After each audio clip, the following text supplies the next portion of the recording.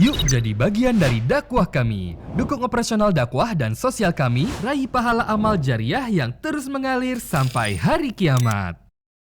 Assalamualaikum warahmatullahi wabarakatuh. Alhamdulillah, selalu saja lisan kita bersyukur dan berterima kasih kepada Allah Subhanahu wa taala atas segala nikmat yang Allah berikan kepada kita, terutama nikmat Islam dan iman. Dan dengan Islam dan iman kita jadi mengenal siapa pencipta kita, siapa pencipta alam semesta ini, dan juga apa tujuan kita ada di muka bumi ini, apa yang boleh kita kerjakan, yang boleh kita nikmati, dan apa yang tidak boleh, yang bisa dikenal dengan agama. Dalam agama Islam adalah halal dan haram. Ini sebuah nikmat yang Allah perintahkan kita untuk disyukuri dan dijaga sampai kita meninggal dunia. Sebagaimana Allah berfirman, وَلَا تَمُوتُنَّ إِلَّا وَأَنْتُمْ مُسْلِمُونَ. Dan jangan kalian meninggal dunia kecuali dalam keadaan Islam. Dan saya yakin, saya pun jauh-jauh dari Indonesia datang bersama tim tentunya. Dan ibu-ibu dan bapak juga meluangkan waktu untuk datang ke Munchen ini. Mungkin yang dari luar, di Jerman, kemudian dari Jerman atau dari luar Jerman pun misalnya. Semua itu pasti saya yakin tujuannya untuk lebih mendalami agama Islam. Dan ini sebuah hal yang memang wajib dalam agama kita untuk belajar supaya kita lebih tahu lagi. Dan pada kesempatan ini sebagaimana judul yang sudah diminta kepada kami, peran akidah dalam rumah tangga ya di negara yang minoritas ya, kurang lebih seperti itu. Dan insya Allah kita akan coba bahas lebih jauh berhubungan dengan masalah tema ini. Bermula atau kita akan bagi dua. Saya akan bahas tentang masalah akidah beberapa saat. Tapi nanti lebih panjang lebar lagi besok insya Allah. Di sore hari atau di malam hari ya menjelang kajian kita yang kedua. Dan kita akan bahas tentang masalah rumah tangga itu sendiri. Akidah Bapak Ibu sekalian adalah keyakinan dan pondasi dasar dalam kehidupan seorang muslim. Dan dasarnya adalah mengimani ada Tuhan namanya Allah Subhanahu wa taala. Di negara kita mayoritas saja, kayak di Indonesia, kita tetap wajib untuk memperbaiki dan mendalami akidah kita. Apalagi kalau Bapak Ibu berada di negara yang minoritas seperti ini. Maka harus jauh lebih kokoh akidahnya. Apa itu isinya akidah? Beriman kepada keberadaan Allah Subhanahu wa taala yang ada tentunya maha hidup dengan segala macam sifat-sifat mulianya, maha melihat, maha mendengar, maha mengetahui, dan tidak ada sekutu bersamanya dalam semua kegiatan itu. Jadi apapun yang Bapak Ibu bisa jangkau dengan matanya di atas langit sana, seperti pergantian siang malam, turunnya hujan, burung yang berterbangan, dan yang juga tidak bisa dijangkau oleh mata kita, semua ada di bumi, terjangkau oleh mata kita seperti melihat manusia, berbagai macam bahasa, jenis kelamin, kemudian warna kulit dan segala macam. Begitu juga dengan hewan-hewan, tumbuh-tumbuhan. Dan tidak bisa dilihat juga oleh mata seperti perasaan kita sendiri. Kita pernah rasa lapar, haus, kenyang, suka, benci, marah. Ini kita bisa rasakan tapi tidak nampak dengan mata kita. Begitu juga dengan jin, malaikat, tidak nampak dengan mata. Semua ini, begitu juga di kedalaman lautan, ya, dijangkau oleh mata kita atau tidak dijangkau, semuanya itu kembali kepada konsep dasar Islam, konsep dasar akidah kita, la ilaha illallah. La ma'buda bihaqqin illallah. Tidak ada Tuhan yang berhak disembah kecuali Allah. Ini harus Bapak Ibu jadikan pondasi dasar sekali. Ya. Baik kita berada di negara kita mayoritas atau kita minoritas, sama. Harus betul-betul pondasi kita kuat sekali. Dengan penuh keyakinan kalau memang ada satu-satunya Tuhan yang mengurus semua ini. Sehingga kita hanya bergantung kepadanya, memohon kepadanya, menyembah dan tunduk kepadanya. Itulah yang dinamakan dengan istilah muslim. Orang muslim itu adalah orang yang tunduk kepada Allah secara totalitas. Ya. Tidak ada keraguan tentang keberadaan Allah Subhanahu wa ta'ala. Orang yang beriman kepada Allah seperti kita kaum muslimin itu mendapatkan banyak sekali kelebihan. Di antaranya Bapak Ibu sekalian, kita nggak perlu cari Tuhan-Tuhan lain. Kenapa ada orang yang menyembah patung, ada orang yang menyembah pohon, ada orang yang menyembah bintang-bintang, jin yang mereka anggap dewa-dewa. Karena mereka tidak tahu siapa Tuhannya. Tapi potensi dalam diri seseorang itu ada. Dia kenal kalau ada Tuhannya. Tapi karena mereka tidak tahu, mereka larikan ke patung, batu, mereka larikan ke pohon, mereka larikan ke dewa-dewa, mereka larikan ke bintang-bintang dan seterusnya. Jadi kita bersyukur sebagai seorang muslim, kita jadi langsung tahu Tuhanmu cuma satu, yang menciptakan semua di langit ini, di alam semesta ini terjangkau oleh mata atau tidak terjangkau, dia adalah Allah. Dan untuk mengenal Allah, Allah mengutus rasul-rasulnya, utusan-utusannya, yang terakhir tentunya sudah kita tahu Nabi Muhammad SAW. Untuk menjadi suri tauladan buat kita, supaya kita kenal siapa itu Allah, sifat-sifatnya, nama-namanya, peraturan-peraturannya, janji-janji dan ancamannya. Begitu juga tentunya ya, diturunkan kitab dari langit, yaitu Al-Quran, yang merupakan pedoman hidup. Maka dengan ini kita jadi mengenal siapa Tuhan kita Allah subhanahu wa ta'ala. Di muka bumi ini Bapak Ibu sekalian, ya, orang yang menjadi muslim pasti hidupnya tenang. Asal Bapak Ibu menjadi muslim yang sejati. Benar-benar yakin tentang la ilaha illallah. Tidak ada Tuhan. Tidak ada yang menciptakan, yang mengadakan, yang menghidupkan, yang mematikan, yang memusnahkan kecuali Allah. Fenomena alam yang biasa Bapak Ibu lihat, hujan, pergantian siang malam, gempa bumi, longsor, semua itu yang menciptakan dan yang menjadikannya adalah Allah.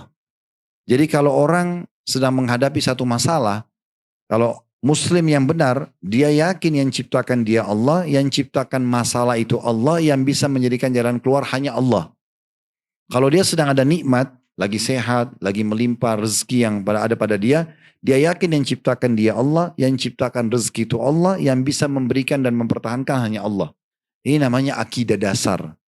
Makanya Nabi Muhammad SAW 13 tahun di Mekah, Bapak Ibu sekalian, beliau belum menerima perintah puasa, jihad, ya, zakat, belum ada di Mekah. Perintah sholat itu, Isra dan Mi'raj terjadi di tahun 10 dari masa kenabian. Setelah 10 tahun Nabi berdakwah di Mekah, di tahun ke-11 masa kenabian baru terjadi Isra Mi'raj, perintah sholat 5 waktu. Sebelumnya belum ada.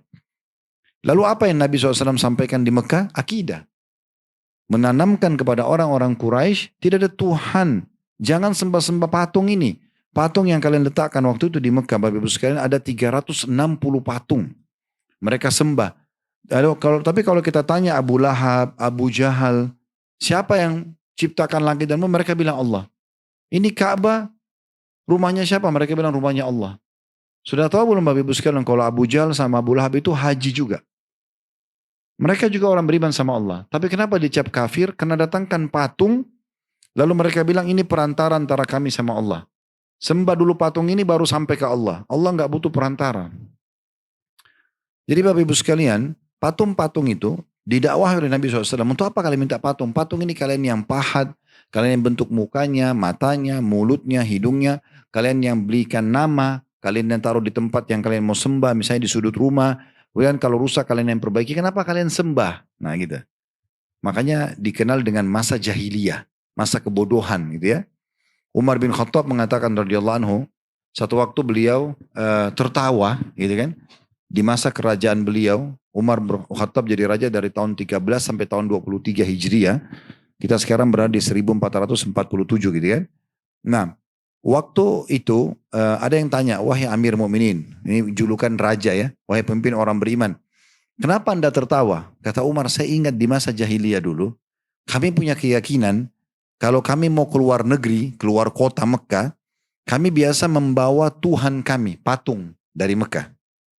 Lalu nanti kalau di tengah jalan butuh sesuatu, ya kami minta pada patung tersebut, tidak minta langsung sama Allah. Dia bilang satu waktu saya keluar safar, saya lupa bawa patung. Dan patung waktu itu mereka yakini harus dari batu Mekah. Batu dari Mekah, nggak boleh dari batu sembarangan gitu. Maka dia bilang saya pergi jauh, sudah jauh dari Mekah, di padang pasir, sudah perjalanan jauh. Saya tiba-tiba ingat kalau saya butuh doa kepada Tuhan saya, patung maksudnya. Kemudian saya lupa bawa patung saya dari Mekah. Saya tidak temukan dari Mekah kecuali kurma yang merupakan makanan pokok saya. Lalu saya bentuk kurma itu menjadi seperti patung, lalu saya sembah. Setelahnya saya lapar maka saya memakan patung tersebut atau kurma tersebut. Maka Umar mengatakan saya tertawa melihat betapa jahilnya kita dulu. Nah seperti itu ya. Jadi Bapak Ibu sekalian, keyakinan tentang Allah Subhanahu wa Ta'ala ini adalah pondasi dasarnya. Ya. Ibu dan bapak hidup dimanapun di muka bumi ini sama Tuhannya. Satu. Yang lurus semua alam semesta ini, bumi ini, yang mengatur semua populasi manusia, hewan-hewan, pergantian siang malam, pergantian musim. Kemarin dari musim panas, sekarang mulai musim semi, nanti masuk musim dingin. Semua itu yang atur adalah Allah Subhanahu wa Ta'ala. Ya, semua yang mengatur adalah Allah Subhanahu wa Ta'ala. Ini dasar sekali. Makanya Nabi Muhammad SAW di Mekah menanamkan sekali ini. Tidak ada Tuhan selain Allah. Jangan minta-minta pada patung. Jangan pakai jimat. Jangan ini dan itu. Jangan ada kesyirikan. Dan juga Nabi Muhammad SAW bersabda dalam sebuah hadis menanamkan akidah kepada para sahabat. Kalau kalian minta, hanya mintalah kepada Allah. Dan mintalah kepada Allah walaupun tali sendal kalian. Di masa dulu Bu, Bapak Ibu sekalian, orang kalau pakai sendal itu mirip sendal kita sekarang, cuman dia lebih sederhana. Di bagian telapak kaki ada kulit yang mereka buat bentuk kayak sendal kita sekarang. Tapi sisanya itu tali yang dililit di kaki sampai ke betis. Tali sendal ini biasanya murah sekali. Maka Nabi bilang, mintalah kepada Tuhan kalian Allah walaupun tali sendal kalian. Saking kita disuruh bergantung kepada Allah. Nah gitu ya. Makanya Bapak Ibu sekalian, kalau Anda mau lekas sembuh kalau sakit, maka yang diandalkan pertama akidahnya. Keyakinan pada Allah. Berdoa dulu sama Allah. Ya Allah sembuhin saya. Nanti Allah akan temukan kita dengan dokter yang cocok, resep yang cocok, sembuh. Tapi kalau kita ke dokter dulu tanpa kita berdoa, maka Allah akan biarkan kita dengan ikhtiar kita itu. Ada orang kadang-kadang sudah mungkin 20 dokter tidak sembuh, baru dia sholat tahajud. Baru dia pergi umroh, tawaf, minta doa sama Allah. Kenapa enggak berdoa dari awal? Dalam Islam kita dianjurkan berdoa sebelum aktivitas. Perhatikan, berdoa sebelum makan, berdoa sebelum minum, berdoa sebelum tidur, berdoa sebelum keluar rumah, berdoa sebelum pakai baju, berdoa sebelum masuk kamar mandi, sebelum masuk masjid. Berdoa dulu. Artinya kita kuatkan akidah kita dulu, kita berdoa dan bergantung hanya kepada Allah, baru kemudian Allah akan mudahkan semua urusan. Ada yang tanya, Ustaz, saya kalau berdoa sama Allah, dari mana saya tahu kalau doa saya diijabah? Dari sinyal yang datang. Kalau misalnya yang gini, Bapak Ibu berdoa, ya Allah tolong sembuhin saya. Allah nggak akan lemparin obat dari langit. Gak mungkin. Tapi bagaimana? Allah kalau ijabah, tiba-tiba kita ketemu sama seorang teman, malam ini tahajud, Bapak Ibu berdoa lalu Allah ijabah. Besok kita ketemu sama seorang teman, tidak sengaja kita ngobrol tentang penyakit kita. Lalu dia ngomong, oh di sana ada dokter yang bagus tuh saya pernah coba. Kita ke sana konsultasi, cocok, resepnya cocok. Itu dari mana? Bukan dari dokternya. Semua dokter di muka bumi ini tulis resepnya semoga lekas sembuh. Gak ada pasti sembuh. Ya, dia cuma bisa berusaha. Tapi Allah yang menyembuhkan. Kita minta ya Allah mudahin jodoh buat saya. Allah tidak akan lemparkan manusia dari langit. Allah buat ada kita cenderung atau orang lain cenderung. Lalu kita bertemu jodoh kita. Kita minta rezeki, Allah tidak akan lemparkan uang dari langit. Tapi kita tiba-tiba dapat penawaran bisnis, penawaran jualan produk, atau apalah, akhirnya kita buka pintu rezeki kita di situ. Jadi seperti itu cara kita fahami datangnya sinyal dari Allah subhanahu wa ta'ala. Allah memang tidak kelihatan Bapak Ibu sekalian, karena Allah menjadikan, melihat zatnya yang maha mulia itu menjadi nikmat terbesar di surga. Hanya ahli surga nanti akan lihat Allah. Yang lain tidak akan lihat. Ahli neraka tidak akan pernah lihat Allah. Makanya dalam sebuah hadis yang sahih disebutkan, kata Nabi Muhammad SAW, kalau ahli surga sudah masuk ke dalam surga semuanya, waktu itu kita belum melihat Allah. Sudah masuk surga, sudah nikmatin semua istana kita seperti dijanjikan. Dan kalau Bapak Ibu mau lebih jelas, lihat surah Ar-Rahman dan surah Al-Waqi'ah. Dua surah ini bicara tentang masalah surga. Banyak bicara tentang surga dan fasilitasnya. Kebun-kebunnya, sungai-sungainya, pakaiannya dan segala macam hal. Yang jelas, Bapak Ibu sekalian, nanti kalau ahli surga sudah masuk ke dalam surga, maka Allah akan bertanya kepada mereka semuanya, dan semoga kita termasuk insya Allah. Kata Allah SWT, apakah kalian sudah puas dengan apa yang aku berikan? Maka ahli surga mengatakan, kami mau apa lagi ya Allah? Setelah engkau selamatkan kami dari neraka dan engkau masukkan kami ke dalam surga. Karena nanti kita di surga Bapak Ibu sekalian, kita bisa lihat neraka setiap saat, supaya kita makin bersyukur dengan nikmat surga itu. Kita akan lihat orang disiksa, kita dengan teriakan mereka, supaya kita makin bersyukur dengan nikmat Allah yang Allah berikan dengan surga. Maka ahli surga mengatakan, kami mau nikmat apa lagi ya Allah? Setelah engkau selamatkan kami dari neraka, engkau masukkan kami ke dalam surga. Maka kata Nabi SAW, Allah pun mengangkat hijabnya. Pembatas antara dia sama hambanya, lalu semua ahli surga akan melihat zatnya Allah yang mulia. Itu pertama kali nanti. Ya. Dan semuanya mengatakan, ya Allah tidak ada nikmat yang mengalahkan melihat wajahmu yang mulia. Jadi melihat Allah subhanahu wa ta'ala adalah nikmat terbesar. Makanya Allah tidak nampakkan zatnya yang mulia di muka bumi ini. Gitu kan? Tapi Allah turunkan kitab, Allah utus para rasul untuk menyampaikan tentang siapa Allah subhanahu wa ta'ala. Itu dulu yang pertama. Jadi pondasi akidah ini harus kuat Bapak Ibu sekalian ya. Kami sarankan Bapak Ibu sekalian untuk menonton ceramah kami. Cukup banyak judul. Kalau buka YouTube Khalid Basalamah Official.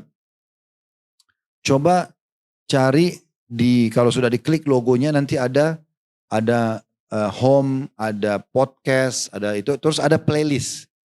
Nah diklik playlistnya, nanti cari judulnya Saudaraku Inilah Pondasi Agamamu. Itu 2 jam lebih Bapak Ibu sekalian saya bicara tentang masalah akidah, masalah keyakinan. Kita harus yakin Allah ada, kita harus yakin malaikat ada, rukun iman kita. Kita harus yakin ada kitab-kitab yang turun, ada rasul-rasul yang diutus, ada hari kiamat, kebangkitan kita akan melihat amal soleh kita ya, sekecil apapun. Faman ya'mal mithqala dzarratin khairan yara. Siapa yang berbuat seperti biji sawi kebaikan dia akan diperlihatkan dan terima balasannya. Siapa yang pun berbuat buruk, faman ya'mal mithqala dzarratin syarran yara. Berbuat seperti biji sawi dari keburukan atau dosa akan diperlihatkan dan akan diberikan hukumannya. Itu akan semua nyata. Dan kita beriman terhadap takdir baik dan takdir buruk. Maka ini semua Bapak Ibu sekalian kami paparkan panjang lebar.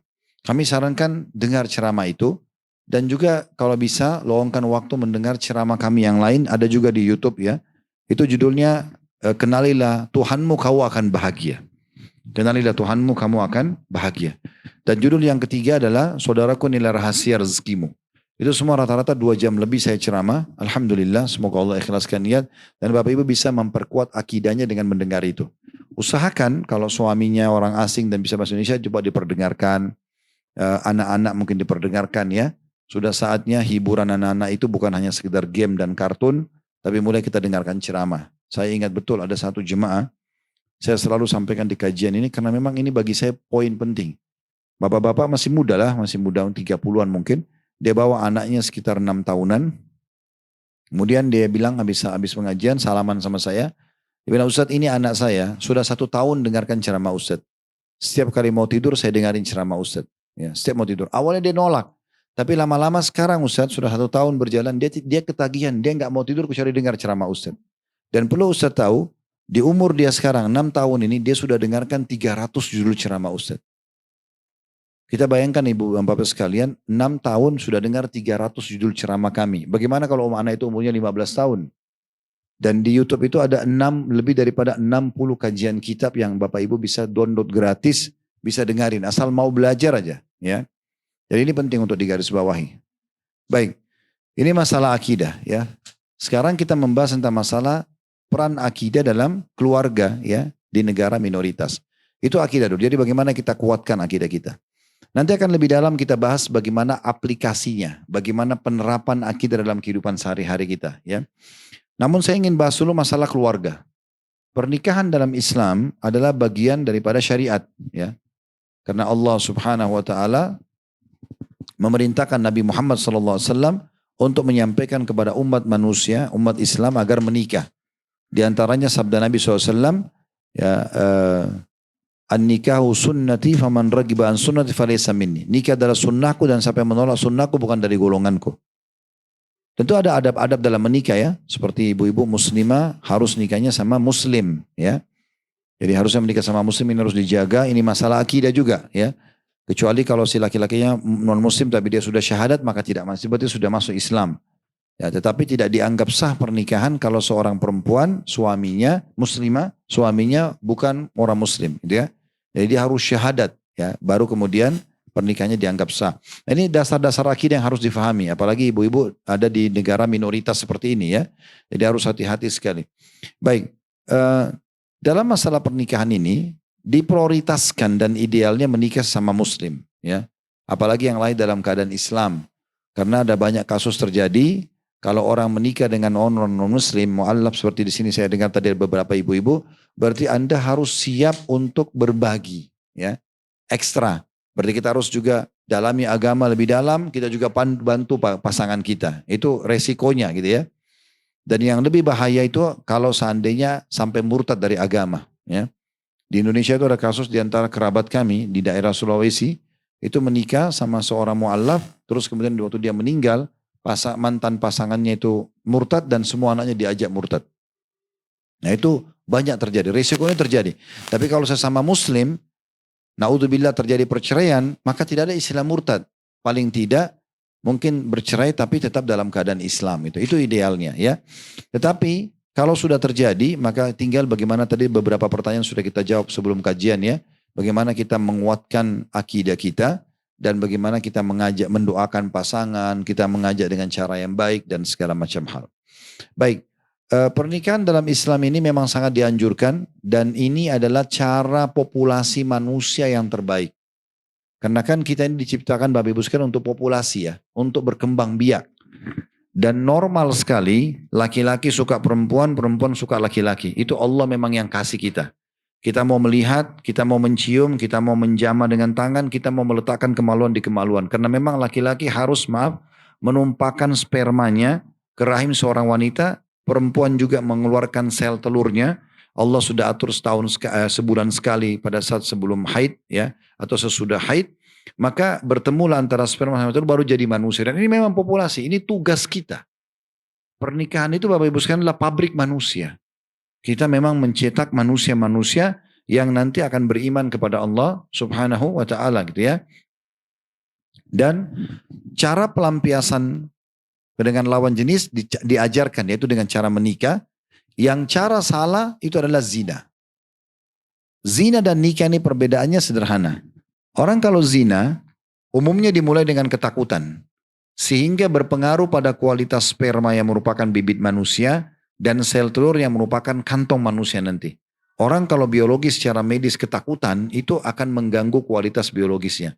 Kalau hamil, dua-duanya malu, keluarganya malu, anak yang lahir juga tidak jelas statusnya. Biasa dikenal dengan anak zina.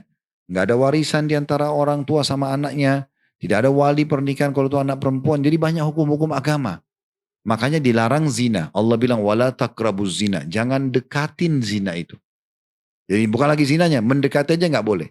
Nah, terus bagaimana ya Allah? Kami kan punya syahwat.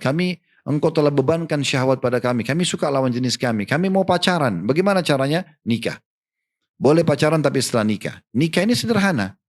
Mungkin kurang dari 5 menit ucapan itu kan. Sudah tidak asing buat kita. Wali perempuan mengatakan saya nikahkan kamu sama anak perempuan saya Fulana binti Fulana. Dengan mas kawin ini.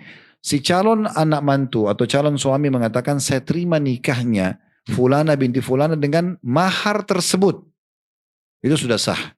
Kalau dia mau lengkap dia bilang saya terima nikahnya Fulana binti Fulana dengan mas kawin ini disebutkan ya tunai. Oke tunai selesai. Dianggap sah. Ada 2 saksi. Ada mahar, ada wali wanita, maka dianggap sah pernikahan tersebut. Ini kurang dari 5 menit. Setelah itu boleh biologis dan luar biasanya orang kalau nikah biasanya bahagia. Maka kualitas spermanya dan sel telurnya bagus yang merupakan nanti bibit manusia. Kalau hamil dua-duanya senang, keluarganya senang, anak yang lahir jelas statusnya. Ya. Jadi Islam memang sangat peduli dengan masalah keluarga dan pernikahan. Ya. Oleh karena itu Islam mengatur lebih dalam lagi. Tata cara pernikahan Islami, ya tidak boleh ada maksiat, kemudian juga ada walinya wanita, ada 2 saksi, ada mahar, ada kalimat akad, ada tata cara. Setelah menikah ada namanya hak dan kewajiban pasangan suami istri, ya, sehingga dua-duanya memenuhi kebutuhan satu sama yang lain. Kesimpulannya laki-laki harus memberikan nafkah, kebutuhan dasar, kemudian juga muasyarah bil ma'ruf, bergaul dengan cara yang baik dan santun. Memenuhi kebutuhan biologis istri, kemudian juga di antara haknya itu adalah memberikan perlindungan dan pendidikan ya sesuai dengan kebutuhan dia, terutama berhubungan dengan masalah agama, hukum haid, hukum nifas, hukum taat pada suami yang berhubungan dengan istri tersebut ya. Kemudian istri juga sama, taat dan patuh pada suaminya selama bukan maksiat. Dia penuhi kebutuhan biologis suaminya, dia tidak keluar rumah tanpa izin suaminya. Kemudian juga dia tidak berpuasa sunnah ya. Selama suaminya ada di rumah kecuali dengan izinnya. Ini ada hak dan kewajiban yang dijalankan gitu ya. Sehingga saling menyempurnakan satu sama lain. Jadi Islam datang menata dengan rapi masalah ini. Nah sekarang Bapak Ibu sekalian kita coba menggabungkan keduanya. Karena tema kita adalah 2 hal ini. Peran akidah ya, dalam keluarga di negara minoritas. Sekarang akidah tadi yang kita sudah sebutkan sebagai dasar kita beriman pada Allah dan kita patuh pada Allah, kita jalankan syariatnya, kita tinggalkan larangannya, itu perannya keluarga dalam hal ini sangat besar. Ya, sangat besar sekali.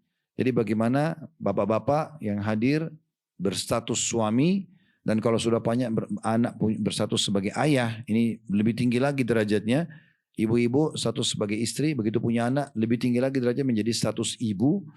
Maka ini punya peran besar dalam mempertahankan akidah dasar Islam. La ilaha illallah tadi. Tidak ada Tuhan yang berhak disembah kecuali Allah. Bermula yang pertama, ya poinnya bagaimana kita mempertahankan dan melihat perannya akidah dalam rumah tangga itu, bagaimana kita memilih pasangan dulu. Mohon maaf, jangan sampai ada yang tersinggung dengan penyampaian ini. Saya bicara secara global hukum agama ya.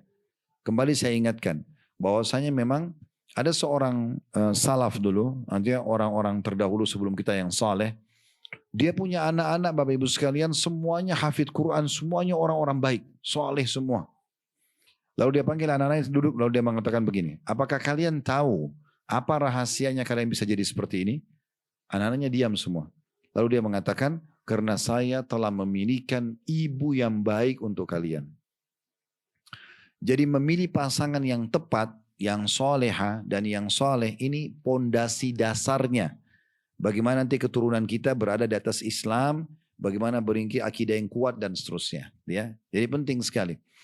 Tadi sebelum kajian kita sempat ada bertanya dan saya sempat mengatakan, dalam Islam bahkan dianjurkan mendahulukan agama dari semuanya. Perempuan dan laki-laki. Kalau mau cari pasangan maka dahulukan agamanya.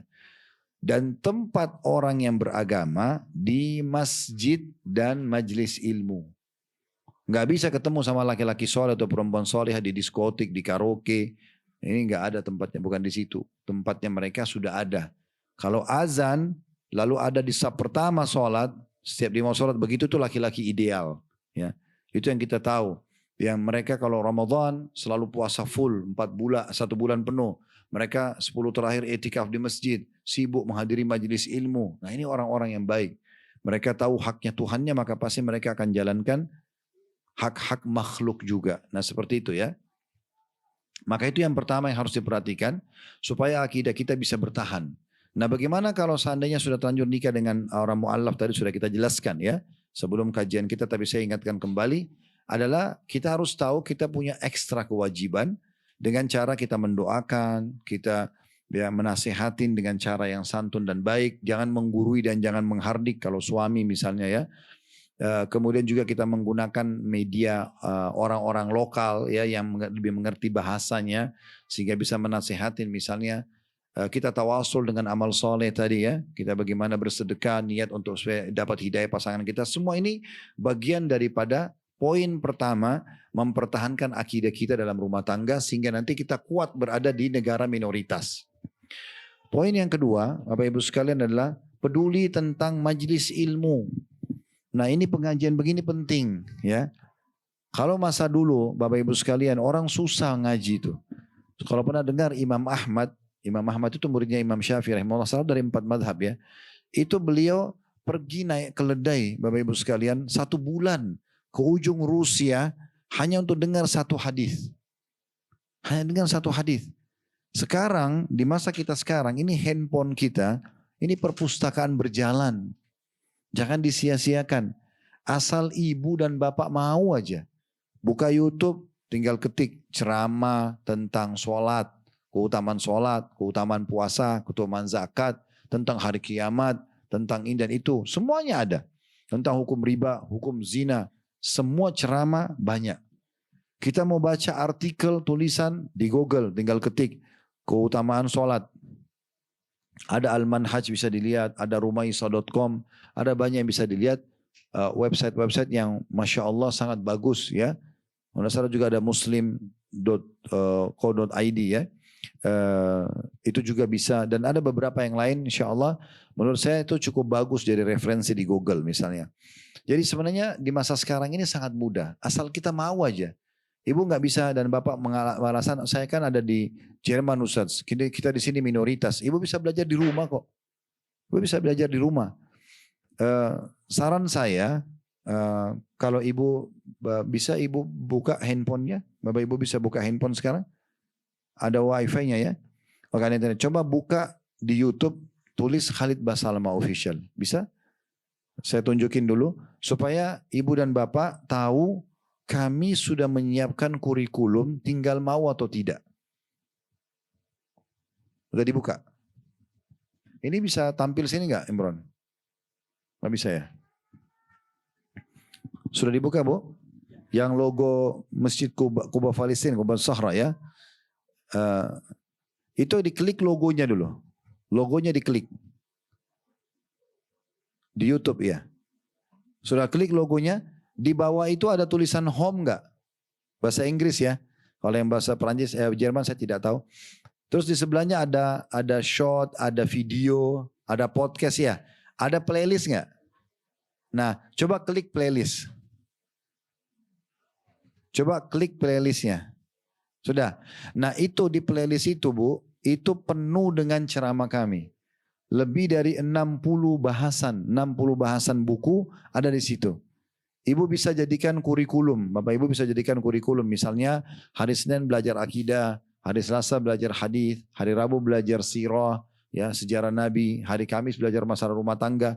Itu banyak semua di situ, ada kumpulan-kumpulannya. Nanti kalau ibu dan bapak mau belajar akidah bisa lihat buku Minhajul Muslim, ya. Itu kalau nggak salah ada 170 sekian video di dalamnya. Kemudian kalau mau belajar hadis ada Riyadus Shalihin, ada Sahih Targhib Tarhib, ada Sahih Hadis Qudsi. Mau belajar dosa-dosa besar ada namanya bahasan dosa-dosa besar, Al-Kabair. Mau belajar tentang masalah rumah tangga ada bedah buku mahkota pengantin. Itu semua ada di situ di playlist itu. Tinggal ibu kurikulum hari Senin belajar akidah, Selasa belajar hadis, Rabu belajar dosa-dosa besar, Kamis belajar rumah tangga, Jumat belajar sejarah Nabi. Saran saya 1 jam sebelum tidur. Misalnya maaf Bapak Ibu tidur jam 10 malam. Jam 9 malam udah mulai dengerin ceramah. Ini gratis. Ibu dan Bapak, maaf seperti sekarang lihat saya duduk di sini, sama di depan TV. Di depan handphone Ibu nanti dan Bapak Ibu lihat saya akan bicara seperti ini. Cuma bedanya kita pakai kurikulum, ada bukunya. Ini gratis. Bisa ibu dan bapak download, taruh di flash disk atau di hard disk, dicolok di mobilnya. Jadi setiap kali starter mobil, jalan.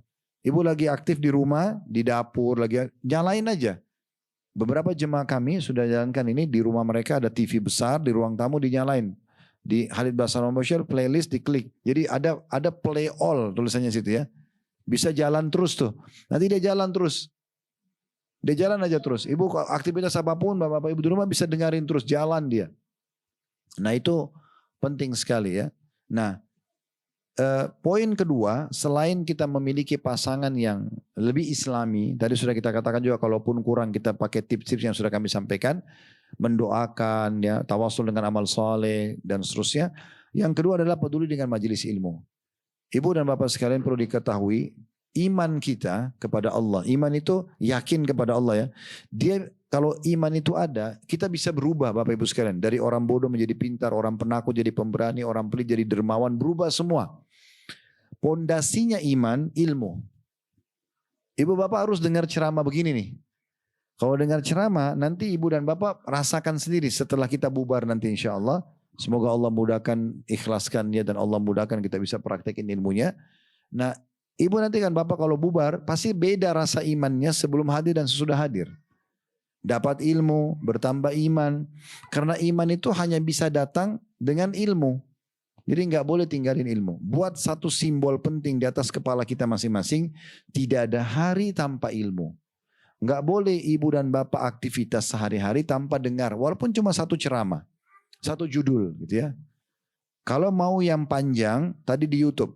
Kalau mau yang pendek-pendek yang cuma 1 menit di Instagram. Sama Khalid Basarama di Instagram. Cari akan ibu bapak semua dapatkan 1 menit. Itu untuk di-share. Share di grup keluarga. Segala di-share. Insya Allah doakan kami juga akan kembangkan nanti dengan menerjemahkan ceramah kami ke berbagai bahasa. Insya Allah nanti akan dalam proses ya. Dengan adanya AA sekarang kita coba. Mudah-mudahan bisa berkembang ya. Tapi dalam proses, on progress insya Allah. Nah itu contohnya. Jadi ilmu ini penting ya. Dan memang agama kita agama ilmu. Islam sangat memerangi kebodohan. Makanya setiap kali ada orang datang mau belajar agama, Nabi selalu bilang marhaban bi talabatil ilm. Selamat datang para penuntut ilmu ya. Jadi ibu tolong dan bapak sekalian dengar saran kami. Jangan lewatkan 1 hari kecuali dengar ceramah. Ya.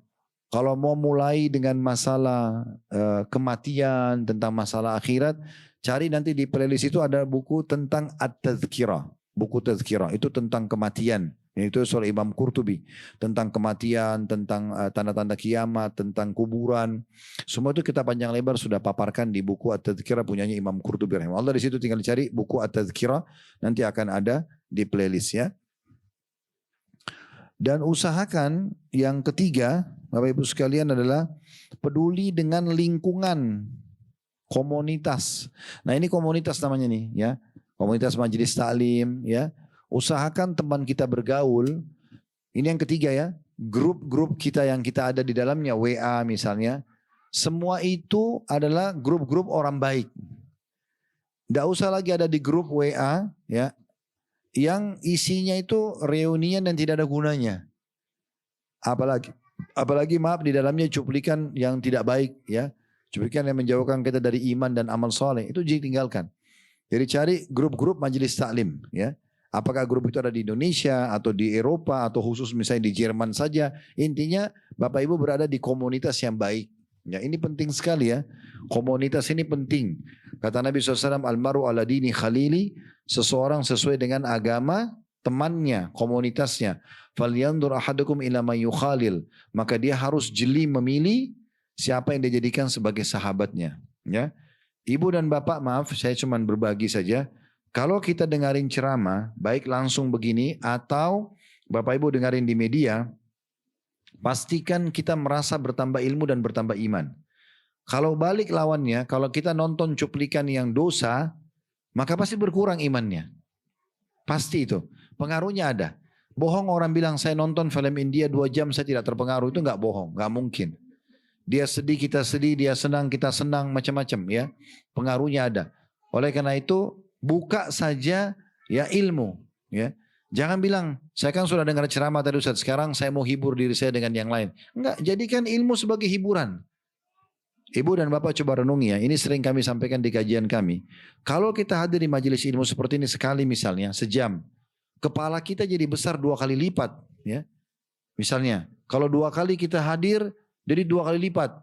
Mungkin seminggu kita hadir kepala kita seperti ruangan ini. Mungkin susah kita belajar. Ini enggak. Ibu dan bapak belajar dari baru lahir. Tidak mungkin kita belajar baru lahir ya. Tapi kalau misalnya ada orang baru lahir sudah bisa belajar. Sampai kita meninggal umur 80 tahun pun. Tidak akan pernah kepala kita jadi lebih besar dari sebelumnya. Memori di otak kita ini bisa menampung semua buku yang pernah dicetak di muka bumi. Jadi enggak ada ruginya orang belajar. Belajar terus. Dari majelis ilmu ke majelis ilmu. Pernah dengar nama Imam Nawawi? Ya, Imam Nawawi salah satu ulama Syafi'iyah rahimahullah. Beliau belajar 13 kitab di 13 guru dalam sehari. Ini sekarang ibu hadir majelis salim 1 kali begini ya. Imam Nawawi itu hadir 13 majelis di 13 guru ya. Dengan 13 kitab yang berbeda. Beliau tidak merasa jenuh. Gitu kan? Ilmu tidak mendatangkan kecuali kebaikan. Jadi kalau tadi saya bilang saya sarankan 1 jam sebelum tidur, ibu misalnya bilang saya bisa lebih banyak Ustaz. Saya mau nanti sepanjang hari di rumah saya putar aja ceramah Ustaz. Silakan, bagus banget. Di mobil juga begitu. Saya pernah diundang di Bali, tablik akbar. Kebetulan ketua panitianya seorang bapak, misalnya sudah sepuh beliau.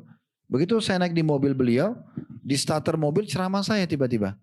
Terus saya tanya, Pak maaf, apa bapak putar ceramah saya ini karena saya naik ke mobil? Dia bilang bukan Ustaz. Memang tiap hari saya dengar ceramah ini.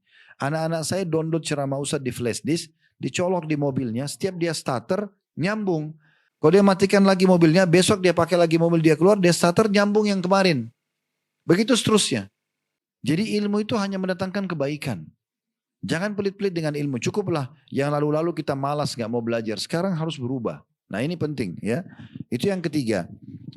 Jadi yang pertama itu adalah kita bagaimana memilih pasangan yang ideal. Kemudian yang kedua kita peduli dengan majelis ilmu. Yang ketiga kita hati-hati membentuk komunitas ya. Harus bersama dengan orang-orang yang baik. Kemudian yang keempat kita harus peduli dengan masalah sholat.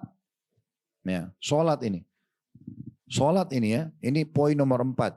Sholat secara khusus Bapak Ibu sekalian. Percaya sama saya Bapak Ibu sekalian, kalau Anda mau perbaiki apa saja, mau prestasi dalam apa saja, mulai dari sholat dulu. Mau urusan dunia, mau urusan akhirat, perbaiki sholat.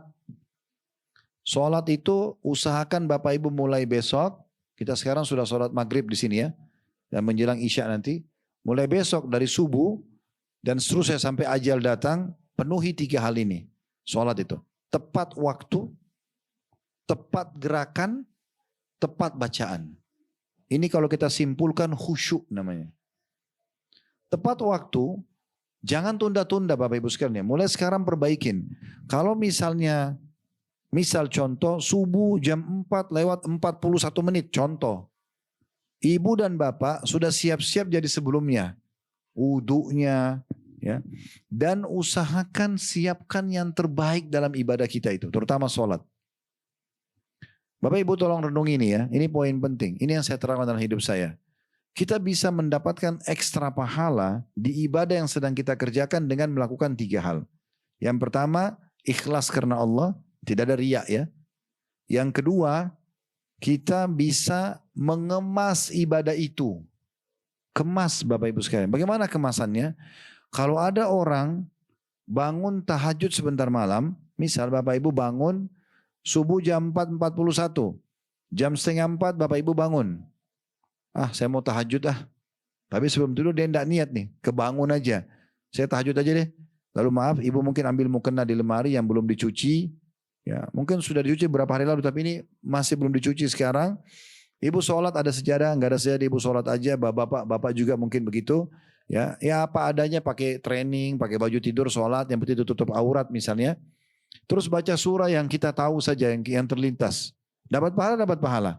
Tapi ibu dan bapak bisa dapat pahala ekstra kalau bapak ibu kemas. Kemasnya begini, sebelum tidur, sebentar bubar dari kajian kita pada saat pulang ke rumah, niat dalam hati mau sholat tahajud. Ini kemasan pertama ini. Niatkan mau sholat tahajud. Apa kata Nabi SAW? Man hamma bihasanatin walam ya'malha. Siapa yang niat mengerjakan satu kebaikan dan dia belum sempat kerjakan, kutiba lahu hasanatun kamilah. Dicatatkan baginya satu pahala lengkap. Jadi kalau Bapak Ibu niat tahajud, lalu kebablasan tidur, tetap dapat pahala tahajud lengkap. Apa kata Nabi SAW menyebutkan hadisnya, fa'in amilaha, kalau dia kerjakan apa yang dia niatkan itu, tahajud yang dia niatkan, dia kerjakan, dia bangun benar-benar, kutiba lahu asyru adhafiha, akan dicatatkan baginya 10 kali lipat. Ila sab'amiyah di'fin, sampai 700 kali lipat. Jadi ini kemasannya Bu, Bapak Ibu sekalian ya. Jadi kalau mau tidur niat, mau keluar rumah niat untuk bersedekah, ya. Niat selalu niat kebaikan. Niat ini sudah dicatat pahala 1. Kalau kita kerjakan jadi 10 sampai 700 kali lipat. Yang ketiga, ya, jadi pertama ikhlas, yang kedua kita kemas ya.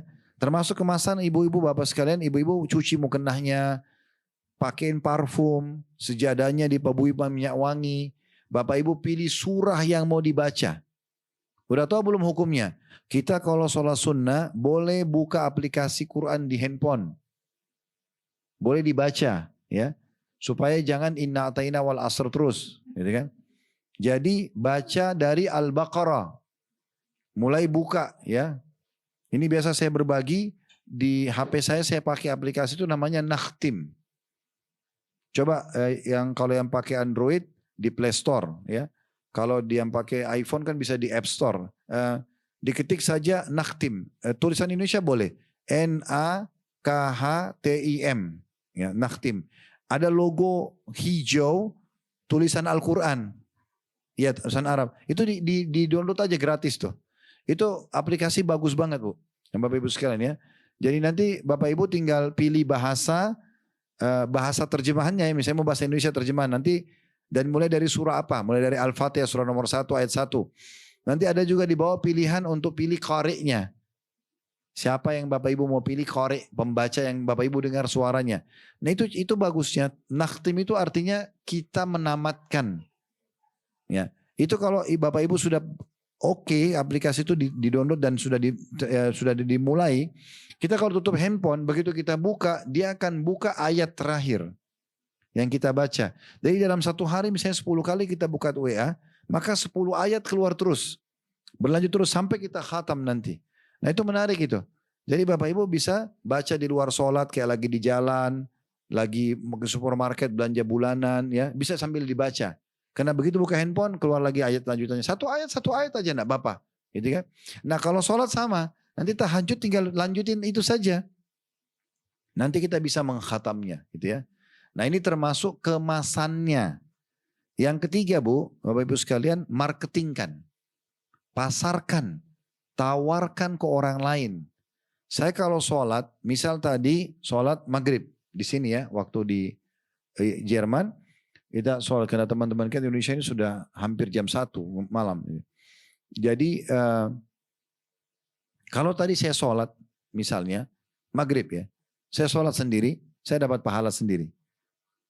Kalau saya ajak teman saya, ayo kita sholat yuk, sudah masuk maghrib. Misalnya 3 orang saya ajak. Saya sholat, anggap saya dapat 10 pahala. Teman saya yang 3 orang ikut sholat ini, mereka dapat 10 pahala. Angka 10 sebagai contoh saja. 10 pahala. Tapi karena saya yang ajak mereka, saya dapat pahala mereka tanpa dikurangi dari pahala mereka. Saya akan dapat 40 pahala. Saya 10, 30 dari mereka. Sesuai dengan sabda Nabi SAW, siapa yang menunjukkan pada kebaikan, dia akan dapat pahala orang yang mengikutinya tanpa dikurangi sedikit pun dari pahala orang yang mengikutinya. Jadi kita bisa marketingkan, tawarkan ke orang. Bapak Ibu dapat informasi tentang yayasan donasi Palestina, share ke grupnya. Itu yang pantas ditaruh di status kita. Ya. Itu Pak wajar orang jadi tahu gitu kan di media kita. Itu yang benar. Kita marketingkan. Jadi ibadah itu bisa kita dapat di sejenis ibadah yang sama, pahala ekstra dengan 3 hal. Ikhlas karena Allah, kita kemas di ibadah itu dari pakaiannya, dari bacaannya dan segala macam dari kalau sholat, dan yang ketiga kita marketingkan. Nah, sholat ini Bapak Ibu sekalian bermula dari sholat wajib ya. Usahakan tadi saya bilang tepat waktu, tepat gerakannya dan tepat bacaannya sesuai dengan ajaran Nabi Muhammad SAW. Jadi orang tolak ukurnya itu kalau mau dilihat baik, lihat sholatnya. Kalau sholatnya sudah tepat waktu, lagi meeting, lagi ada tamu pun, tiba waktu sholat, maaf ya, sudah tiba waktu sholat, saya sholat dulu. Nah itu berarti bagus tuh. Dan insya Allah, kalau Bapak Ibu mulai perbaikin sholatnya, percaya sama saya, semua yang lain jadi baik.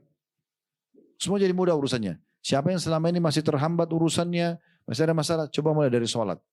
Perbaikin dari situ maka semuanya akan baik insya Allah. Ya.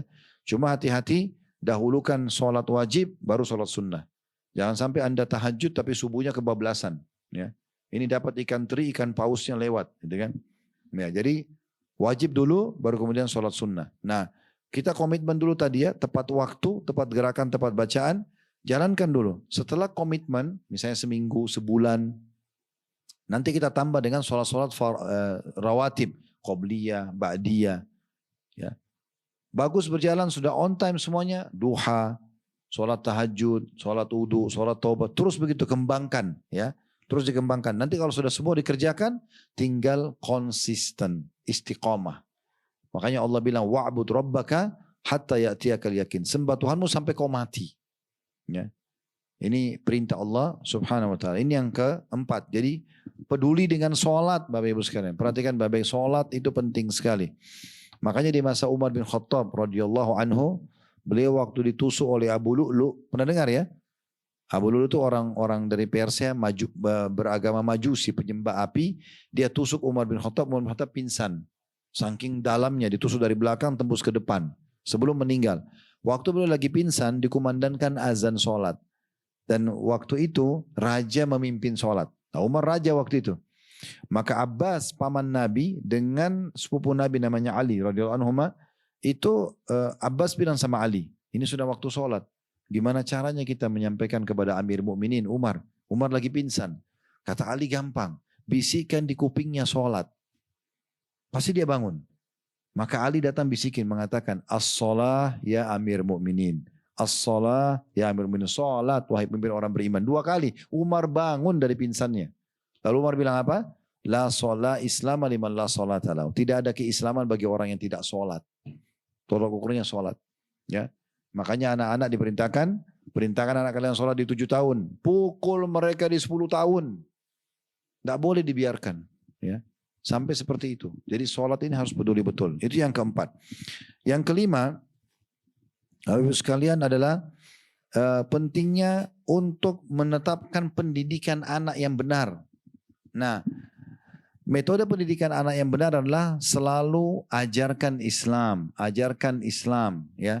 Tadi saya sudah bisa dengarkan ceramah, ibu selalu bacakan cerita tentang, kalaupun nontonin kartun tentang nabi-nabi, ya, yang bermanfaat lah, gitu ya. Jadi jangan biarkan mereka itu tidak terarah kepada Islam, tidak pernah dengar. Tentu ibu juga dan bapak harus modali diri dengan tahu ya, misalnya tentang sejarah Nabi, jadi kita gampang menyampaikan.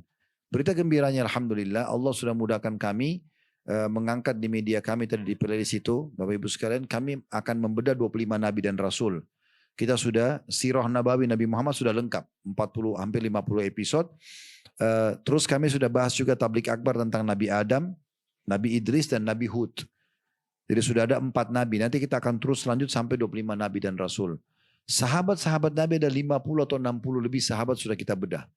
Bapak Ibu tinggal mau belajar, jadi gampang sampaikan ke anaknya.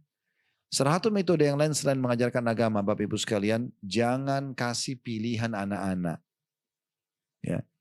Selama mereka masih di bawah 14 tahun, Bapak Ibu yang atur semuanya. Makanannya, minumannya, pakaiannya, sekolahnya, semuanya. Jangan dikasih pilihan. Ibu mau tolong Bu ya, saya kasih saran ini, ibu-ibu kami berkajian juga di Indonesia. Kalau ibu mau masak, ibu masak saja. Yang ditanya suami oke. Mas, abang, kakak apa dipanggil, mau makan apa? Oke, suami gak masalah. Anak jangan ditanya.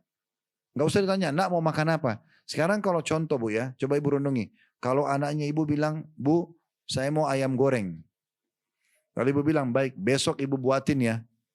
Sekarang anggap besok ibu lupa. Dia akan tanya ibu, Bu, mana ayam gorengku? Oh, ibu lupa nak. Apa yang dia bilang? Ah, ibu ini. Ah, ini durhaka Bu. Udah, ibu masak saja yang ibu punya di rumah. Ibu lebih tahu kan bumbu yang ada. Ibu lebih tahu kan apa yang suami siapkan. Anak gak ngerti. Gak usah diajak diskusi.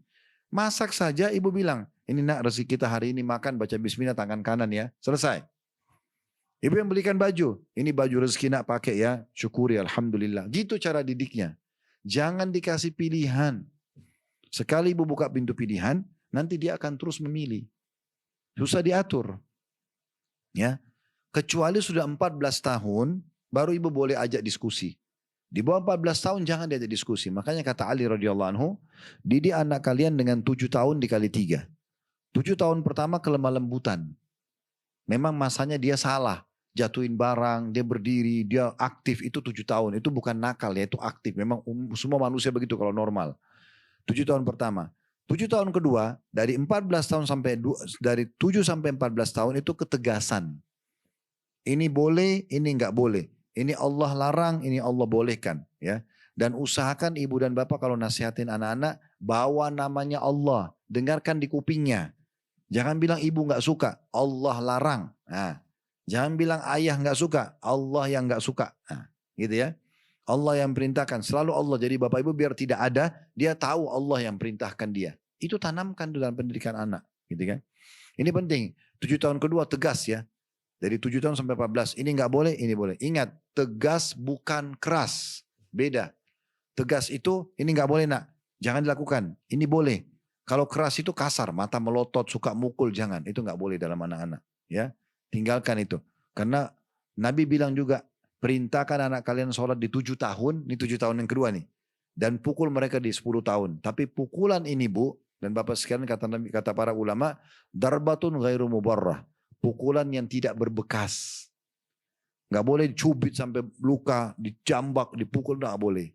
Kita pukul hanya dengan jari kita, gak boleh nak. Itu kalau sudah melampaui batas. Ya. Selebihnya doakan saja. Saya tumbuh besar Bapak Ibu sekalian. Dan saya rasa saya punya percaya diri untuk bisa tampil di masyarakat. Karena ayah saya gak pernah pukul saya. Di rumah gak ada metode memukul. Selalu cuma dinasehatin, disampaikan, didoakan. Jadi kita tumbuh besar percaya diri. Gak ada sesuatu yang kita khawatirkan. Anak yang suka dipukul itu ketakutan. Jadi hindari itu semua. Gitu kan? Ini metode yang penting juga dalam masalah pendidikan anak. Gitu ya. Jadi usahakan di 7 tahun kedua ditegasi. 7 tahun ketiga, 14 sampai 21 boleh diajak diskusi. Karena sudah mulai dewasa. Boleh ibu tanya, nak pengen makan apa, mau sekolah di mana, oke. Tapi 14 tahun, jangan di bawahnya. Ini sering saya kasih contoh, di Indonesia sering terjadi ya. Ada suami 30 tahun, istri 25 tahun. Anaknya anggaplah 7 tahun mau masuk SD misalnya, atau masuk TK. Mereka sudah berdua diskusi suami istri ini. Kita cari yuk sekolah A, sekolah B, sekolah C. Mereka pergilah ke sana, bawa anaknya. Bicara konsultasi dengan sekolah A, ternyata sudah dijelaskan kurikulumnya, biayanya. Mereka juga tahu jaraknya dari rumah berapa jauh misalnya. Sekolah B juga, sekolah C juga. Sudah selesai. Seharusnya ambil kesimpulan siapa? Suami istri ini. Tapi uniknya ada yang tanya anaknya, nak kamu mau yang mana? 7 tahun, apa yang dia ngerti? Kebetulan dari sekolah A, B, C, ada satu sekolah yang misalnya dindingnya biru, dia suka warna biru. Ini aja ibu ayah. Uniknya ayah ibunya ikutin anaknya. Ini siapa yang orang tua, siapa yang anak. Kan itu. Ini pendidikan penting ya. Saya terapkan di rumah kami, anak-anak begitu. Pokoknya tidak ada pilihan bagi mereka di bawah 14 tahun. Udah, kita pilihkan, kita tentukan, jadikan seperti apa yang kita mau. Ya. Sayangnya banyak ahli maksiat, berhasil begini. Ada orang yang ahli maksiat, anaknya berhasil jadi seperti dia. Kenapa orang-orang yang baik tidak bisa mendidik anak seperti itu? Kan gitu. Itu poinnya. Jadi ini juga yang perlu diperhatikan ya. Kemudian selanjutnya ya, yang harus diperhatikan juga adalah bagaimana setiap kali Bapak Ibu cekcok rumah tangga, terjadi apa-apa dengan pasangan, garis bawah poin ini ya. Kita kan Bu dan Bapak sekalian terbiasa sebelum nikah di pola-pola tertentu ya. Semua kita pasti tumbuh besar di rumah yang ada polanya. Pola makan, pola tidur, pola fikir ya. Ibu misalnya 20 tahun atau 25 tahun terbiasa dengan pola itu dengan orang tuanya. Suami ibu juga terbiasa dengan polanya. Pada saat sudah nikah ini pasti ada gesekan. Nggak usah bicara suami istri. Adik kakak saja satu rumah kadang-kadang clash. Iya nggak? Bagaimana dengan suami istri orang lain? Pasti ada. Nah makanya saya sering bahasakan begini. Ta'aruf, kenalan yang sebenarnya itu setelah akad nikah. Sebelum akad nikah itu belum kenal. Mau orang sudah pacaran karena naudzubillah atau apa itu tetap tidak kenal. Ada orang pacaran 10 tahun, 2 bulan nikah cerai. Dia bilang saya baru tahu sifatmu begini, dia bilang memang saya begini. Karena orang kadang-kadang pacaran disembunyikan semuanya. Gitu kan. Setelah nikah baru ketahuan benar. Jadi mulai akad nikah sampai salah satunya meninggal itulah perkenalan yang sebenarnya. Di sini perkenalan yang sebenarnya. Makanya ada clash-clash itu biasa. Itu adaptasinya. Tinggal caranya yang salah minta maaf, yang benar memaafkan. Buka lembaran baru. Begitu terus. Seterusnya. Sampai salah satunya meninggal. Pernah lihat gak? Saudara kakek, nenek-nenek masih bertengkar. Ada kan? Kenapa? Karena masih adaptasi. Masih perkenalan itu. Masih perkenalan. Ada orang bahkan sampai meninggal gak mau ubah sifatnya. Ya udah saya begini terserah kau terima silakan, kalau tidak ya sudah. Ini tidak boleh ya, Bapak Ibu sekalian ya, tidak boleh. Kalau mau rumah tangganya sakinah, mawaddah, rahmah, tenang, tentram, damai, penuh dengan cinta, harus kita bisa mengupgrade diri kita ke level pasangan kita. Contoh, kebersihan. Kalau pasangan kita, kalau kita ambil angka sampai angka 10, pasangan kita di angka 8 kebersihannya, kita di angka 6. Enggak boleh egois. Jangan bilang saya sudah begini terserah terima atau tidak. Kita harus terima, lapang dada, upgrade diri kita ke pasangan kita. Kita juga harus pindah ke angka 8. Tolong bantu saya mau bersih seperti kamu. Gitu. Itu yang benar. Ya. Apapun sifatnya. Kalau pasangan kita lebih tinggi, kita harus bisa naik. Minta pasangan kita bantu kita. Enggak boleh egois. Itu baru bagus rumah tangganya. Tapi kalau kita egois nggak bisa, ya. Ini nggak mungkin bisa berjalan. Nah ini salah satu metode yang penting sekali, Bapak Ibu sekalian, ya. Nah kalau terjadi pertikaian, maka Allah dalam Al-Quran farudduhu ilallahi war rasul, kembalikan kepada Allah dan Rasulnya. Kalau mau tahu siapa benar siapa salah, yang nilai itu Allah dan Rasulnya, Islam, bukan kita, bukan suku kita. Karena Islam sudah mengajarkan mana benar, mana salah. Jadi untuk menilai suami atau istri yang benar, Islam. Ini kita lagi ada masalah nih. Menurut Islam siapa yang benar, siapa yang salah. Nah sudah. Jadi kita tahu oh, pasti ada hukumnya, nggak mungkin. Ya. Misalnya bohong sama jujur. Yang bohong pasti salah, yang jujur pasti benar. Nah begitu. Setelah kita tahu Islam yang menilai siapa benar, siapa salah, baru kita masuk ke tadi poin yang saya bilang, yang salah minta maaf, yang benar memaafkan. Buka lembaran baru. Ya. Semua maaf, isi WA yang berisikan pertikaian setelah baikan dihapus. Ya, ibu-ibu terutama ya. Ibu-ibu ini suka simpan-simpan WA. Lah iya. Setelah 1 tahun berjalan tidak ada apa-apa. Terus kemudian lagi dulu sama suami terkenang lagi masalah itu. Lalu dia bilang, kamu pernah begini? Suaminya bilang, yang mana? Karena sifat laki-laki itu bu, ibu tanya suaminya deh kalau nggak percaya. Kami itu kalau sudah selesai masalah, biasanya kami lupakan semuanya. Kita udah tutup semua itu. Makanya ibu kalau cari WA-nya ibu ke HP suami, aku tidak temukan lagi. Dia sudah hapus, dia nggak mau tahu dengan itu. Ibu harus ikutin itu, upgrade dirinya ibu ke situ. Ya. Jadi kalau dulu suami terlintas masalah itu, kamu pernah buat? Suami bilang, mana? Ini buktinya. Nah, dilihatin WA tahun lalu. Gitu kan. Jadi nggak usah. Buka lembaran baru. Ini kalau mau rumah tangganya bagus, langgeng. Ya bu ya? Nah, cuma 1 orang yang ngangguk. Yang lain nggak mau ini rupanya. Nah, nggak terima rupanya diluruskan gitu ya. Baik. Jadi ingat ya. Yang menilai benar atau salah siapa? Allah dan Rasulnya, Islam. Karena pasti kembalikan, kita lagi ribut sama suami atau sama istri, Islam nilai siapa yang salah sama benar. Setelah tahu siapa yang salah sama benar, selesaikan hari itu ya. Yang salah minta maaf, yang benar memaafkan, buka lembaran baru. Selesai. Udah rangkulan tangan lagi, perbaikin ke depan. Nah begitu, itu baru bisa berjalan. Kemudian juga yang tidak kalah penting adalah 2 poin terakhir ya. Harus tahu tentang masalah adab biologis. Ya. Ini juga penting ya.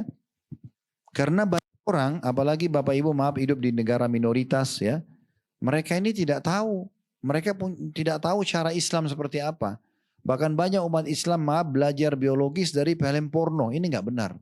Ini salah. Salah sekali ya. Bukan cuma salah. Ibu dan Bapak kalau nonton film begitu, ibu pertama dukung perzinahan. Bapak Ibu dukung perzinahan, dapat dosa. Lihat aurat orang, dapat dosa. Diajarkan cara yang salah. Ya, di antara cara yang salah maaf tidak boleh menggauli dari dubur misalnya gitu kan.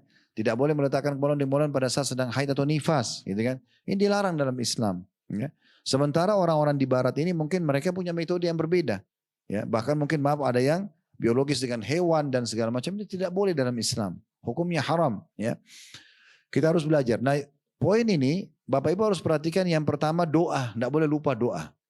Sabda Nabi SAW, siapa yang mau melakukan biologi selalu membaca Allahumma jannibna minasyaitan wa jannibis syaitani ma razaqtana.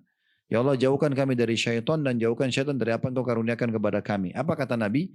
Kalau mereka dikaruniai anak, anak itu tidak akan diganggu oleh syaitan selamanya. Asal baca doa itu. Ingatkan suami, ibu yang kalau dia belum hafal bisa ibu yang baca. Ini 1 baris saja doanya, gitu kan? Baca doa, jangan lupa. Yang kedua yang harus diketahui adalah bagaimana kita niatnya bukan hanya karena syahwat, tapi karena ini adalah perintah agama. Kalau ibu dan bapak melakukan biologis karena ini adalah perintah agama, maka ada pahalanya. Makanya pernah ada orang, ibu-ibu ya, datang kepada Ummul Mukminin Aisyah lalu berkata begini, apakah kami berdosa kalau kami tidak layani suami kami karena kami lagi jengkel? Ibu itu bilang begitu kepada Aisyah radhiyallahu anha.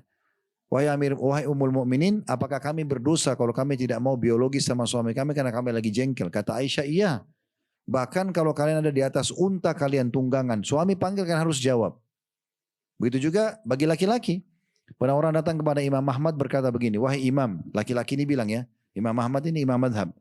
Wahai Imam, apakah kami bisa dapat pahala kalau kami menggauli istri sementara kami lagi tidak suka, lagi jengkel sama istri? Kata Imam Ahmad, iya.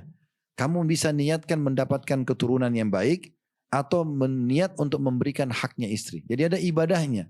Karena ibadah bukan hanya sekedar syahwat.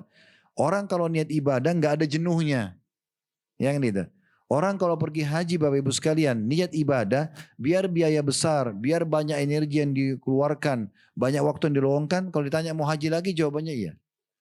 Tapi kalau orang pergi haji bukan karena ibadah, mau haji lagi nggak Bapak Ibu sekalian? Nggak ada, sudah cukup sekali aja. Karena dia nggak niat ibadah. Orang niat ibadah nggak ada jenuh. Nah begitu juga dengan masalah ini. Jangan lupa yang ketiga Bapak Ibu sekalian ya.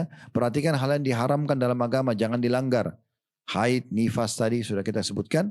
Kemudian yang keempat, ya, yang perlu diperhatikan, kalau bapak ibu dalam keadaan junub, maaf saya memang harus jelaskan hukum syar'inya ya. Jadi bukan masalah bahasan vulgar, bukan. Karena kalau tidak dijelaskan, banyak umat Islam belajar dari non-muslim. Ini Islam punya ajaran sendiri. Ya, kalau bapak ibu junub, yang paling afdal langsung mandi. Selesai biologis mandi langsung. Ya, kalau mau ulangi lagi nggak masalah, ya kan gitu. Karena itu ada pahala sendiri. Kalaupun misalnya bapak ibu belum mau mandi, misalnya maaf biologis malam hari, ini dalam kondisi junub, terus mau tidur, maka perintah Nabi SAW adalah bersihkan kemaluan dan uduk dulu, uduk sholat, ya. Itu sunnahnya Nabi. Karena kata Nabi SAW, 3 orang yang tidak akan didekati malaikat, diantaranya adalah orang dalam keadaan junub. Jadi makanya kalau habis biologis, walaupun ngantuk coba berdiri, maaf bersihkan di kamar mandi pakai sabun, kemudian wudhu. Itu juga kalau mau mengulanginya. Ini semua panduan Nabi ya. Kata Nabi SAW, siapa ingin mengulangi biologisnya, hendaklah dia berwudhu. Karena itu akan membantu dia untuk melakukannya. Jadi itu poin-poin yang harus diperhatikan. Yang terakhir dalam masalah biologis, Bapak Ibu sekalian, nggak boleh cerita sama orang. Nggak boleh cerita. Kalau Bapak Ibu sudah puas dengan pasangannya, jangan cerita ke siapapun. Cukup antara kita, Allah dan pasangan kita. Sebab ini ada efek sosial ya. Dan kejiwaan. Ibu maaf kalau ibu cerita misalnya, ibu dipuasin sama suami, ibu cerita sama 3 orang atau 5 orang teman-temannya wanita. Oh suamiku tuh begini dan begitu. Digambarkan seperti ibu-ibu itu yang lain bisa melihat suaminya. Apa yang terjadi? Kalau suami mereka tidak begitu, maka mereka akan ganggu suami ibu. Banyak rumah tangga rusak di Indonesia. Saya tidak tahu di sini ya. Itu karena istrinya ini suka cerita tentang suaminya kepada tetangga-tetangga. Tetangga itu ganggu suaminya. Jadi perselingkuhan. Gitu kan? Sama juga laki-laki. Kalau dia cerita tentang nikmatnya biologis sama istrinya, di teman-temannya tidak begitu istrinya, maka dia akan ganggu istrinya orang ini. Kan begitu terjadi. Dan Nabi sudah ingatkan, ketahuilah kata Nabi SAW, orang yang paling berat kedudukannya di sisi Allah hari kiamat adalah seorang laki-laki dan perempuan yang sudah melakukan biologis, lalu keduanya menceritakan kegiatan itu. Dalam riwayat lain, selepas sholat subuh Nabi Muhammad SAW balik kepada sahabat lalu mengatakan begini, mungkin seseorang di antara kalian menceritakan biologisnya dengan pasangannya. Maka semua diam waktu itu di masjid. Ada satu wanita bilang, Asma binti Yazid radhiyallahu anha, ini sahabiat Nabi ya, Asma binti Yazid radhiyallahu anha berkata begini, ya Rasulullah benar, di Madinah orang lakukan itu. Laki-laki cerita, perempuan cerita. Kata Nabi, jangan kalian lakukan itu, karena itu perumpamannya seperti syaitan laki-laki ketemu sama syaitan perempuan di jalan, kemudian mereka berhubungan dan orang-orang melihatnya. Jadi nggak boleh, rahasiakan. Apakah Bapak Ibu masih satu suami istri atau sudah bercerai? Tutup aja, rahasiakan. Ya, itu adalah rahasia. Kita lakukan di kamar, tidak keluar dari kamar cerita itu, cukup antara kita sama Allah dan pasangan kita. Tapi kalau pasangan boleh kita puji, ya. Memuji pasangan dalam perbuatan dia, kebaikan dia, rangsangan dia itu positif. Tapi nggak boleh cerita kepada orang lain. Ini termasuk poin yang harus diperhatikan baik-baik karena memang tidak kalah penting ya untuk diperhatikan. Yang terakhir, agar akidah kita dan rumah tangga kita bagus dan kuat. Baik di negara mayoritas atau minoritas. Apalagi kalau di minoritas. Banyak berdoa. Banyak berdoa. Sudah tahu doanya Rabbana hablana min azwajina wa dhurriyyatina qurratan waj'alna lil muttaqina imama. Itu artinya Rabbana hablana min azwajina, ya Tuhan kami jadikanlah pasangan-pasangan kami. Wa dzurriyyatina dan keturunan kami, qurrata a'yun, penyejuk mata kami. Selalu kalau kami lihat senang, selalu menyenangkan buat kami dan kami pun menyenangkan buat dia, gitu ya, buat mereka. Waj'alna lil muttaqina imam, jadikan kami pemimpin orang-orang beriman. Itu doa, ya. Boleh juga Bapak Ibu sampai bahasa Indonesia saja. Ya Allah bahagiakan kami, ya langgengkan rumah tangga kami, berikan hidayah pasangan kami. Doakan selalu anak-anak. Di antara hal yang penting dalam doa, Bapak Ibu sekalian, jaga tutur kata yang baik. Ya, contoh anaknya ibu dan bapak aktif, jangan bilang kamu kok nakal banget. Kamu kok nakal? Itu bukan nakal, bisa jadi doa. Atau Bapak Ibu lagi lihat dirinya di cermin lalu mengatakan kok saya jelek ya. Ini nggak boleh, doa sendiri nggak boleh. Karena kita kan tidak bisa pilih mata kita, nggak bisa pilih hidung kita. Ya Allah ciptakan begini. Kita kalau hina diri kita, kita hina penciptanya. Kita nggak bisa milih. Bukan kita yang pilih rambut kita, mata kita ini bukan kita yang pilih. Allah kasih begini. Tugas kita pakai untuk ibadah. Selesai. Percaya diri saja. Gitu kan? Seperti itu. Jadi nggak boleh. Sama juga bilang misalnya marah sama suami atau istri, saya nyesal nikah sama kamu. Ini bisa jadi penyesalan benar. Nggak boleh. Ya. Selalu ucapkan kata-kata baik. Saya tutup dengan ini. Kalau pernah dengar Syekh Abdurrahman Sudais ya, Imam Masjid Haram. Ini sering saya sampaikan di pengajian, tapi saya memang sering ulang-ulangi karena bagi saya ini pelajaran penting. Pernah diwawancari salah satu TV di Saudi, apa rahasianya, kenapa Anda bisa menjadi imam yang sukses? Karena saya ingat Bu, Bapak Ibu sekalian, saya waktu masuk ke Madinah tahun 1990, masuk di Saudi ya, jadi masuk di sekolah di Madinah, itu saya sudah umrah ya, ke Mekah di tahun 90 itu Alhamdulillah, itu Syekh sudah jadi imam. Mungkin sebelumnya sudah jadi imam bahkan. Kalau dari tahun 90 saja awal kami masuk sampai sekarang, itu sudah berapa tahun? 35 tahun jadi imam gitu ya. Dan tidak ada imam haram yang mungkin selama beliau jadi imam. Suaranya indah. Sampai sekarang kalau 10 terakhir Ramadan, di malam-malam ganjil yang dianggap Lailatul Qadar itu pasti beliau yang berdoa. Itu kalau berdoa Bapak Ibu sekalian bisa sampai 1 jam berdoa. Dan dia seperti antara dia sama Allah berdua. Padahal ini umat mungkin jutaan yang mendengarkan doanya. Ditanya apa rahasianya, kenapa Anda bisa sukses begini? Apa dia bilang? Doa ibu saya. Terus ditanya, memang bagaimana doa ibu Anda? Dia bilang, saya dulu waktu kecil, kalau saya aktif. Kalau biasa kita bilang nakal itu ya. Kalau saya aktif, maka ibu saya mengatakan, pergilah ke Masjid Haram, semoga kau jadi imam haram. Padahal ini lagi nakalnya ya, lagi aktifnya gitu ya. Tapi ibunya lagi jengkel, ibu bilang, pergilah ke Masjid Haram, semoga kau jadi imam haram. Didoakan kebaikan. Jadi selalu doakan kebaikan.